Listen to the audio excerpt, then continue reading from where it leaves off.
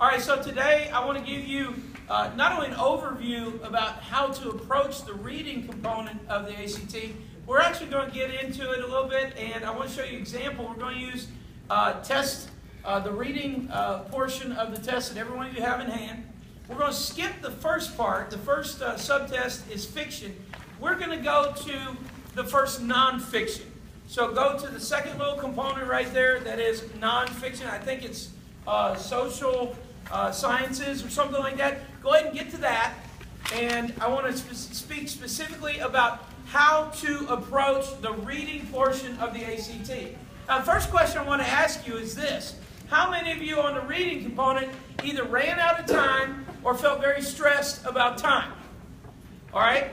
Thank you very much. How many of you, if I guaranteed you that I could eliminate 60% of the time that you had to read and you can focus more on questions, would feel more confident? That's exactly the approach that I'm going to take today. Okay? I want to take from looking at the entire portion of text to I want to eliminate 60 to 70% of what you have to read so that you can concentrate on question and answer, getting the questions correct. All right? Well, how are we going to do that? All right? You guys are all seniors. All right? Starting freshman year in high school, you were taught to use what type of writing when you're writing an essay? MLA. Okay? MLA format is the same all the way across the board. Well, guess what? ACT is going to give you essays written in MLA format. They're not going to give you something written like a piece of crap.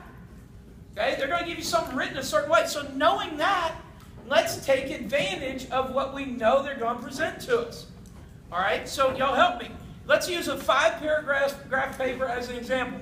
First paragraph is going to be what? It's going to be you guys know this. It's the introduction. Inside the introduction, there's two very important things we're going to look for. One is going to be a thesis statement. Okay? Thesis sentence. That's the main idea of the entire document. The second one is going to be the transition sentence. Okay, so I'm going to go over here to the document reader, and I want to just kind of show you where we would find these things. All right, so again, you can't really see up here on the screen what I'm looking at, but in this first paragraph is going to be the thesis and going to be the transition. Now, where is the transition usually located? In the middle. It's at the end of that first paragraph. It's basically saying, hey, this is what you're about to read. Okay? Now, the thesis may be a little bit more above that. It may be right there connected to it. But you're looking for those two things. Okay? Typically, the thesis is not at the beginning of the introduction paragraph. Okay? We're going to move down a little bit more and see if we can find. So just for the sake of the fact that I'm an old guy and can't read these letters because they're too small, let's say I find the thesis right there. Okay? I want to focus my attention on that thesis first. Second, I want to focus my attention on the transition. Okay? So when I'm looking at the introduction paragraph, those are the two places. Now, for the sake of this video, I'm going to move on real quick. But for you guys here, we'll do some Q&A in just a little bit. Now, again, I said 5-paragraph example. Intro. The next 3 are going to be what type of paragraphs? Body paragraphs. Thank you. Okay? Now, I'm going to use a word here that could take on different meaning depending upon the paper. The word is enough.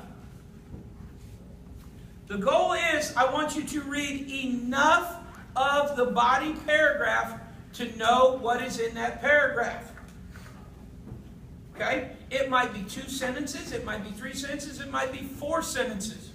All right, let's say that it's 2 or 3 sentences. So I go to paragraph 2, and I'm going to circle enough. Okay, that right there. These 2 would be enough. Let's say that gives me a feel for what's in that paragraph. Well, why am I doing that? Because here in a little bit, I'm going to go over to the questions, and I'm going to ask myself, where's the answer? And then if I can go back and put my search in a very much smaller area, it makes my life so much easier. Okay? So enough, enough, enough. All right? In the 3 body paragraphs, I want to read enough info, enough info, enough info. Now, there's 2 things that we want to add to that are important. Dates and proper nouns. Okay? So we're going to look for dates and proper nouns. Why? Proper nouns are usually in connotation to names, and dates are usually pretty important things. Okay? So, the reason why we're looking at dates, proper nouns, we can go from question back to a certain area, and we can focus in on that. Now, how am I going to know a proper noun? It's got what? Capital letters. Okay, so we're looking for capital letters. Now, let's finish this up. Let's go to conclusion. What am I going to look for in the conclusion? I'm going to say it. The restated thesis. Basically, the thesis reworded. Okay? It's like standing in front of a public speaker and they say, hey, this is what I'm about to tell you. Then they tell it to you. And at the end, they say, this is what I just told you. Okay? MLA does that very often with our writing. In this case, with our reading. Now, let's say I did enough here, and I did enough here, and then I did the restated thesis right there. Just looking at the circles for where I want to focus my attention, how much have I left out? Over half, right? Yeah. I've left out over half. So if I can give you back half of the amount of time, or half or more than half the amount of time that you would spend reading the whole thing, don't you think you would do a better job focusing on the questions and the answers? How many of y'all think that? Hey, it works. Now, let me explain this. Let me explain the practice procedure very quickly for the video, and then with you guys, I'll get into the nuts and bolts of it. So you want to look at 4 practices. All right, now this doesn't work for the fiction portion. We'll talk separately about the fiction portion. But for the nonfiction portion, your first practice, you want to give yourself a goal, and you have it on the sheet you got right there. The skimming/reading goal should be 2.5 minutes. Okay, you may want to reference that. This is the first passage you're going to practice with. It's going to be 2.5 minutes, and then that leaves you 5.5 minutes for question and answer. Well, Coach Eric, that adds up to 8 minutes. Hey, I'm training you, okay? If I trained you to run the mile, we wouldn't start out running a 6-minute mile. We start out at 8 minutes, and we move down. The second time, you want to move your skimming to 2 minutes. Question and answer, 5.5. That takes us down to 7:30. The goal is to get underneath 7 minutes. And actually, I want to get it to about 6:30. The third time you practice, notice we're getting a little bit better, a little bit better. As we're doing this, we're training our body to know and understand time. Okay, time in light of how am I going to practice this? How long does it take me to do the Q&A, everything like that.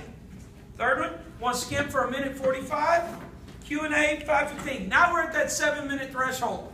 All right, if you're doing this and you're getting 80-90% of the questions right, good job. All right, but let's push it a little bit more.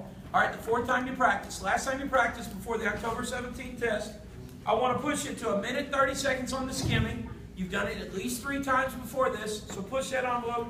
5 minutes on the Q&A. That's at 6 minutes and 30 seconds. That buys you a heck of a lot of time back for fiction. Okay? So to sum it up for the video, basically we want to look at this. We want to take advantage of MLA format